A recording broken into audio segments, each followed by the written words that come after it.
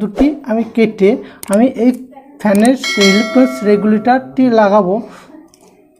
আমাদের লাল তারটি হচ্ছে লাইন, আর ব্লুটো হচ্ছে হাই স্পিড, আর সবুজটা হচ্ছে আমাদের সব থেকে কম লো, আর এই সাদাটি হচ্ছে আমাদের মিডিয়াম তার, মিডিয়াম স্পিড হবে।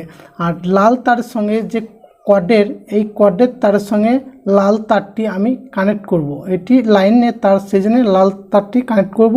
আর এই ব্লু তারটি আমাদের হাই স্পিড, আমি ফ্যানের থেকে যে তারটি আসে এই তারের সঙ্গে আমি এটি ব্লু তারটিকে কানেকশন করব।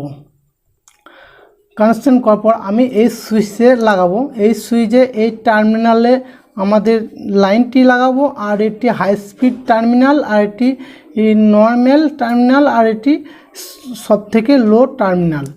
আমি প্রথমে লাইনটি আছে, এই লাইনের